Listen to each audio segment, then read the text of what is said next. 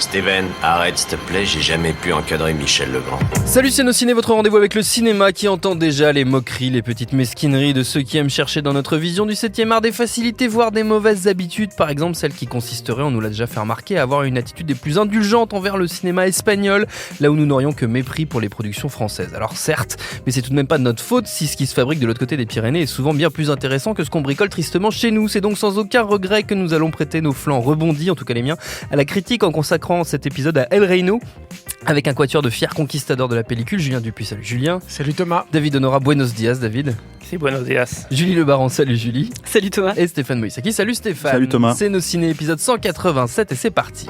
Tu parles espagnol? Et tu crois que tu m'impressionnes? Moi je sais dire allons à la plage monsieur Renard, vamos a la playa señor Zorro. El Reino donc nous plonge dans la politique espagnole sur les pas de Manuel López Vidal, influent stratège de l'ombre sur le point de prendre les commandes dans son parti, mais rattrapé par un scandale de corruption, scandale qu'il va tenter de détourner en faisant éclater une affaire encore plus sulfureuse pour faire tomber de plus gros poissons que lui. ¿Quién es usted? Lo siento, pero no entiendo la pregunta. Sí, la entiende. ¿Quién es Manuel López Vidal? Un ciudadano normal. ¿De verdad se considera un ciudadano normal? ¿Qué ha pasado? Hay unas grabaciones. El registro ha comenzado a primera hora de la mañana. A partir de ahora quiero que me lo cuentes todo. ¿Te dije que no te quedaras con pruebas o no te lo dije? ¿Con quién has hablado de lo nuestro? El problema es tu puta incontinencia verbal, joder. Le film est signé Rodrigo Sorogoyen, à qui on devait déjà Que Dios no perdone. Est-ce que je le prononce bien, David? Nos perdone. Nos perdone. Non, pas terrible. D'accord, ok, merci. Et pour le rôle titre, il a choisi l'impressionnant Antonio de la Torre, aux côtés duquel on trouve également Monica Lopez, Nacho Fresneda et Ana Wagener. J'ai sans doute écorché les noms de tout le monde, c'est pas grave. Notons que le film a récemment tout raflé au Goya, les Oscars du ciné espagnol, 7 récompenses, dont celle du meilleur réalisateur, meilleur scénario et meilleur acteur. Votre avis sur El Reino, les amis? Julien Dupuis, la pétition censée te libérer de cette tâche d'ouvrir le bal n'étant qu'à 97 signatures à l'heure où nous enregistrons, tu as donc l'auguste tâche de commencer. Notre victoire ne sera que plus éclatante. Tout à fait. Hein. Alors, je trouve ça absolument formidable. Alors, moi, j'avais beaucoup aimé Que Dios nos perdone, qui était un film qui avait des limites. Mais tu qui le avait... prononces vachement mieux que moi. Ouais, ça... C'est aussi parce que je commence en premier. C'est enfin, pour ça, c'est tout un truc. Et qui avait surtout pour moi de grandes qualités. Enfin, le film tenait vraiment là-dessus. C'était à la fois l'étude de caractère du duo de flics qui était au cœur en fait de l'intrigue, et la façon qu'il avait de suivre en fait les deux personnages, notamment dans un plan séquence qui était assez mémorable, une séquence de poursuite qui, à mon sens, fonctionnait moins sur le côté spectaculaire parce que c'était une poursuite à pied, mais qui était finalement assez tendu et tout, mais c'était surtout de voir comment dans la durée les personnages pouvaient évoluer et subir en fait toute cette situation. Et j'ai l'impression que pour El Reino, il a capitalisé justement sur les deux grandes qualités de Que Dios nos perdone, qui est un film éminemment subjectif, où je pense qu'Antonio de la Torre dans quasiment tous les plans. Il est très fréquemment filmé en courte focale extrêmement près en fait de la caméra, et dans quelques plans séquences qui arrivent, notamment un sur un balcon qui est absolument, je trouve, super, extrêmement tendu, et un autre dans un chalet qui est tout aussi intéressant. Et du coup, ça nous contraint, nous, le spectateur, à avoir un positionnement face à ce personnage qui est très intéressant, puisque c'est un personnage, on est bazardé en fait complètement dans la situation politique qui est relativement complexe. On va recoller les morceaux à mesure que l'intrigue progresse, et puis que tout le monde autour d'Antonio de la Torre commence à se déliter. Et en tout cas, en ce qui me concerne, on a une empathie en fait pour ce personnage qui se révèle à mesure que le récit progresse. C'est-à-dire que très rapidement, très tôt dans le film, en tout cas en ce qui me concerne, encore une fois, le personnage est absolument abject, oui, et totalement repoussant, et petit à petit, en fait, il va se découvrir peut-être une éthique, en tout cas révéler une certaine humanité, en fait, dans tout ça, et finir, et je vais dire ça en essayant de ne pas trop spoiler, mais se découvrir une espèce de tragédie, en fait, interne à sa situation. C'est-à-dire qu'il est fatalement contraint d'être là où il est, de faire ce qu'il est amené à faire. Voilà. C'est bien, t'as bien réussi à ne pas spoiler. Donc Donc tout ça, c'est absolument formidable. Et puis, il faut aussi souligner le talent d'Antonio de la Torre, qui est moi un comédien que j'adore, que l'on suit, j'imagine, quand on aime le cinéma espagnol depuis longtemps. Il était chez Alex de la Iglesia, par exemple. Et dans plusieurs films, dont les titres m'échappent, mais Colère d'un homme patient, voilà, David pourra nous faire les titres en espagnol. Mais voilà, et qui livre là une des performances les plus puissantes, en fait, je trouve, de sa carrière, ce qui n'est pas peu dire. Et rien que pour lui, en fait, je pense qu'il faut se déplacer en salle et soutenir El Reno. Julie? Eh ben, c'est assez handicapant en fait d'avoir Julien Dupuis qui commence parce que au final il a couvert plus ou moins tout ce que je voulais dire. Mais moi en fait j'arrivais, vu que j'ai une méconnaissance crasse du cinéma espagnol, j'arrivais avec, j'avais pas vu Que Dios nos perdone. Désolé David. C'est David qui gère. Je connaissais pas non plus Antonio de la Torre. Et du coup j'ai vraiment trouvé ce film très très bien. Sur le fait qu'on est direct propulsé dans cette histoire, en fait ça nous quitte jamais vraiment. En fait tout va excessivement vite. En plus, c'est souligné par une musique, enfin une tech house que j'approcherais pas avec un bâton en temps normal, mais qui fonctionne bien en fait pendant ce film. Donc notamment pendant les plans rapprochés avec le personnage. Et ce qui fait que, pour moi, cette musique elle est importante parce que quand elle s'arrête, parce qu'elle est quasiment présente pendant tout le film, et donc les rares moments où elle s'arrête, ça donne une espèce de gravité, de solennité aux scènes et des moments de respiration parfois que je trouve très réussis. Et moi, j'ai bien aimé en fait ce côté ultra confus où on sait pas vraiment. Enfin, on oublie en fait qui sont les personnages. Enfin, moi, à la fin, pour me référer, je me disais ça c'est le Matthew McConaughey espagnol, ça c'est Manuel, ça c'est machin. On a du mal à savoir qui est bon, qui est mauvais. En fait, au final, on s'en fiche. Tout le monde est plus ou moins pourri dans la politique. Et donc, ce film qui a l'air ultra espagnol comme ça, tacle un problème assez universel qui est celui de la corruption politique, et il le fait, à mon sens, très bien. Genre sans nuance aucune, mais c'est ce que j'apprécie en fait dans ce film.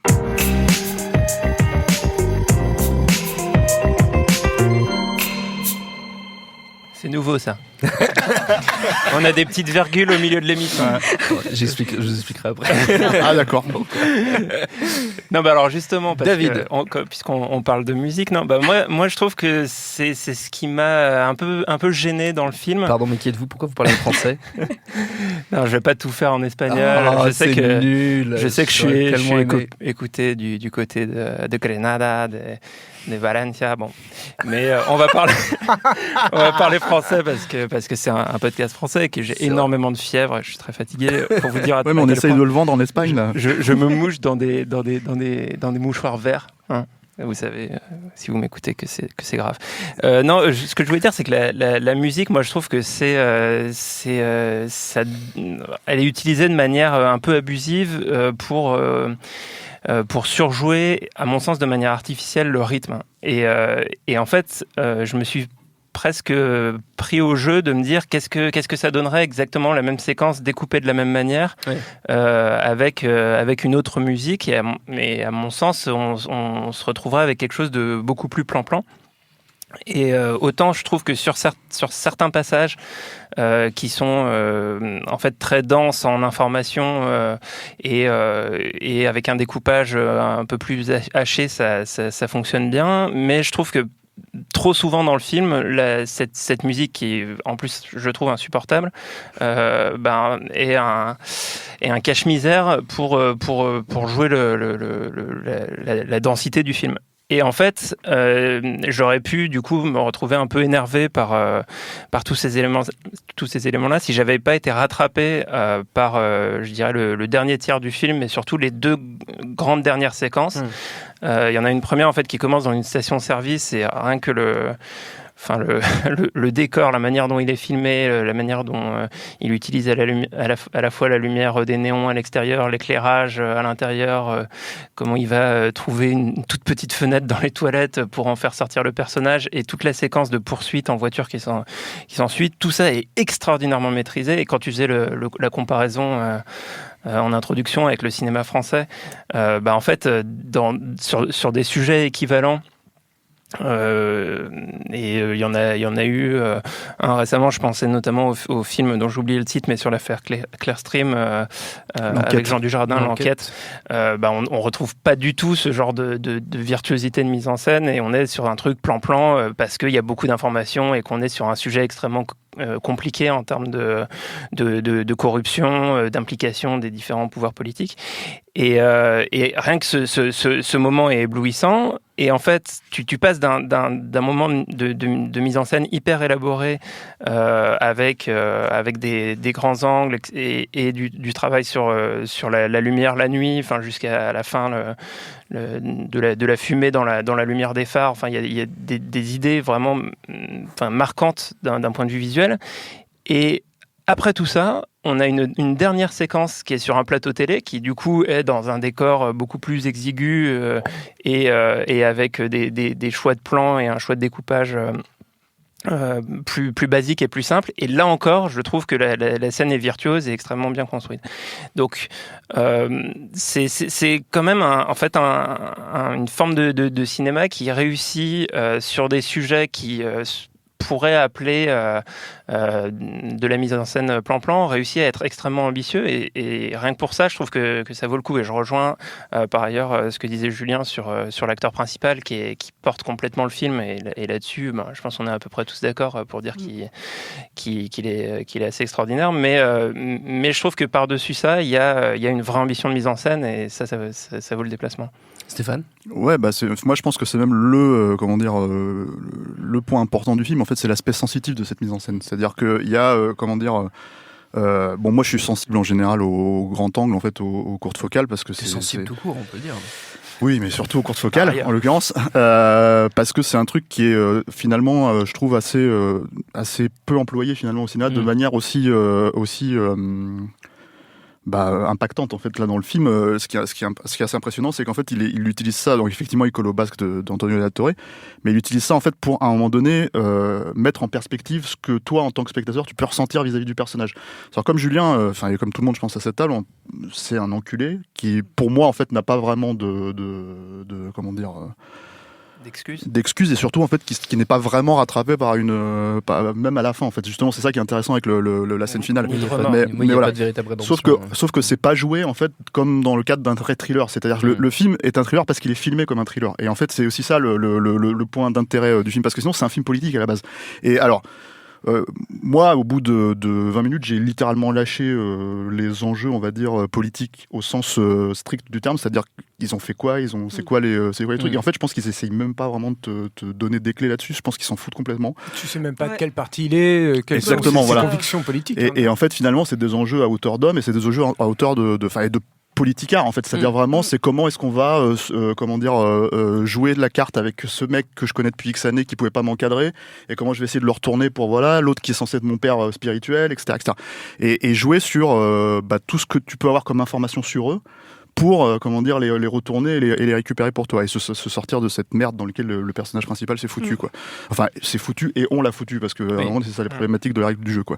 Donc cette mise en scène sensitive, elle atteint un certain paroxysme au bout d'un moment parce que l'avant-dernière scène c'est aussi un accident de bagnole et c'est un truc qui est tourné en plan séquence et qui est assez impressionnant quoi. Mais avant ça en fait il y a plein de moments où tu vois que en fait la façon dont le cadre qui est pas toujours hyper précis parce qu'au bout d'un moment ça commence à vraiment se lâcher en fait dans ces trucs. Il y a beaucoup de caméras qui suivent en fait encore une fois le personnage mais de façon un peu plus leste qu'au début et en fait c'est juste certains plans comme ça où avec la façon dont il va mettre en place une ligne de fuite dans la courte focale et le placement du personnage dans le truc, en fait il est tout simplement coincé dans le champ, dans le cadre, et c'est ce que tu ressens toi en fait pour augmenter si tu veux ce qui est en train de se passer dans la séquence à proprement parler. Et c'est vraiment des petits bouts comme ça, des petits trucs. Je pense que le fameux plan séquence dont parle Julien, qui est en dehors sur un balcon, il est aussi très impressionnant en fait parce qu'il a cette cohérence. C'est-à-dire c'est pas juste un truc, un artefact. Tu dis ils ont pu le faire, ils l'ont fait et c'est impressionnant. Ils te rendent compte au fur et à mesure. C'est-à-dire qu'en fait tu le ressens aussi parce que tout simplement ces deux personnages qui sont obligés de se mettre sur le balcon, la caméra avec eux, tout simplement parce que en fait ils sont écoutés à l'intérieur. Tout le bureau est mis sur écoute et du coup en fait la caméra se dit on peut pas. Je peux pas me mettre à l'intérieur, ils vont m'entendre si je capte ça de l'intérieur.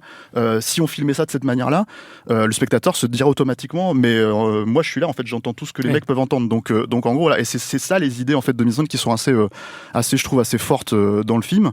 Et moi je mettrais un petit bémol. Alors c'est vrai pour beaucoup de films politiques actuels parce que je pense que le problème en France c'est que justement on cherche à rester sur les faits et non pas s'inspirer de certaines, voilà. Et l'enquête, par exemple, c'est un exemple assez clair parce que c'est un film qui essaye vraiment de résumer une histoire extraordinairement complexe en 1h30, 1h40, quoi. Et donc en fait, ça reste vraiment sur les faits. C'est quasiment pas policier. Enfin, c'est polar du réel, quoi, si tu veux, à la française, quoi. Et c'est une approche, hein. C'est un truc qu'on fait en général en France, mais on n'a pas toujours fait ça, hein. Je veux dire, sans parler de mise en scène virtuose de cette manière-là, Boisset, à une époque, il s'inspirait littéralement d'affaires en cours pour faire ses propres films et il dérangeait vraiment, quoi. Ce qui n'est pas vraiment le cas, effectivement, du cinéma français aujourd'hui. J'ai un autre exemple, mais je le garde pour ma reco. Moi, j'avais un autre contre-exemple. Enfin, je pense pas que ça soit ta reco parce que c'est pas Anaconda, mais non, le contre-exemple récent dans le cinéma français, on en a, je crois, parlé plusieurs fois dans nos cinés. Je trouve c'est l'exercice de l'État, qui a aussi une séquence très impressionnante de thriller pour le coup. Non, voilà, mais il y a une ambition de mise en scène et l'autre lien, ce qui me faisait penser, c'est l'accident de voiture qui est extrêmement impressionnant dans le film. Mais, si je peux rajouter un petit truc, parce qu'on parle beaucoup de thriller. Moi, j'ai chez toi ici. Hein ? Tu es chez toi ici. Oui, bah oui. Moi, si je devais l'affilier à un autre genre autre que le film politique, ce serait le cinéma d'action, en fait. Et c'est ça aussi qui m'intéresse énormément, en fait, dans El Reno, c'est-à-dire que on revient encore pour rebondir sur cette scène du balcon, mais qui est une scène pivot, hein, vraiment dans le film, et je pense marquante. Quand tu sors de la salle, c'est une des scènes qui te reste le plus aisément en fait en tête. Et ce qui est intéressant et là où il est malin, je trouve, Sorogoyen, c'est que il a abordé l'homme politique comme si c'était un homme d'action, sauf que au lieu de donner des coups de boule ou des coups de poing, eh ben il manie le verbe. C'est-à-dire que ce qui est génial dans la scène du balcon, c'est que c'est presque une scène de bagarre en fait. Ouais. Il se renvoie les arguments, il essaye de pousser l'autre dans un coin, l'autre il se défend, il ressort du coin, il retourne à l'attaque. Et je pense que cette mise en scène-là participe de ça. C'est-à-dire que moi j'ai eu l'impression vraiment et physiologiquement je l'ai ressenti comme ça, de voir vraiment plus un film d'action qu'un vrai thriller. C'est-à-dire c'est vrai qu'il y a une tension, mais encore une fois j'affirmerais plus à quelque chose d'extrêmement physique. Et je pense que le fait d'avoir choisi aussi cette caméra très mobile avec un personnage qui se déplace tout le temps aussi dans l'espace participe aussi de cette affiliation. Pour terminer, chers amis, tu voulais rajouter quelque chose ? Allez, Julien, vas-y. Allez, juste un dernier truc. Non, parce qu'on l'a pas dit, parce que c'était super ce qu'a dit David sur la lumière et tout. C'est juste pour attirer l'attention des spectateurs là-dessus. C'est qu'il y a aussi un super travail sur l'évolution, chromatique et lumineuse du film. C'est un film qui commence de façon extrêmement lumineuse, avec beaucoup de scènes qui sont en plein jour et qui petit à petit va aussi tirer vers des couleurs qui seront un petit peu plus froide, plus des verts aussi vers la fin, et qui va quasiment exclusivement aussi à la fin se dérouler dans le noir. Et je trouve que ça fonctionne super bien. Moi, j'ai pas envie de donner le dernier mot à Julien Dupuis, parce qu'il y a toujours le premier mot, tu vois. Il y a aussi, il y a cet aspect que je trouve vraiment fort, sans encore une fois dévoiler la fin pour le coup, mais il y a cette espèce de logique où on n'est pas dans une moralité vis-à-vis du personnage. C'est-à-dire que t'as beau avoir suivi le personnage pendant tout le film, et des fois c'est difficile en fait de justifier le fait que, indépendamment du cinéma, si tu veux que t'as vraiment envie de suivre un trou du cul pareil, quoi.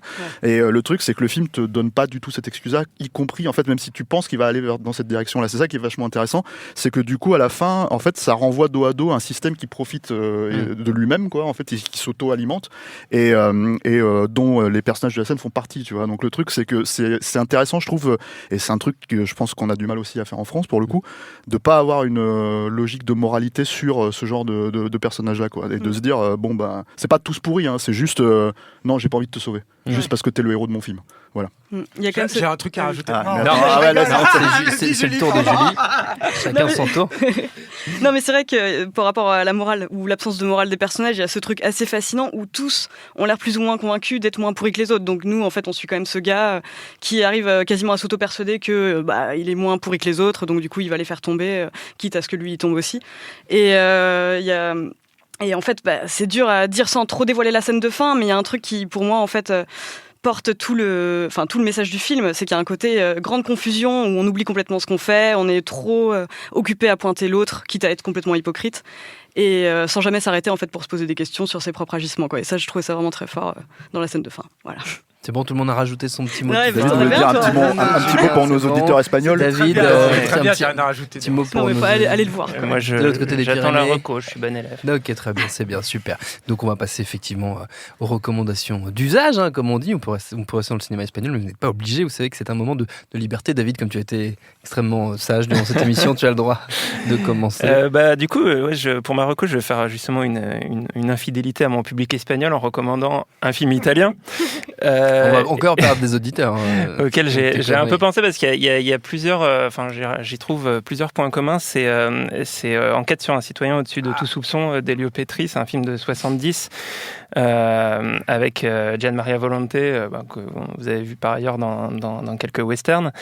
Et le pitch est assez séduisant. En gros, c'est un commissaire de police qui assassine sa maîtresse au début du film et va tout faire pour donner tous les indices pour que ces hommes, sa police, trouvent que c'est lui le coupable. Mais de fait, le système va s'enclencher pour que ça paraisse absolument impossible que ça soit lui.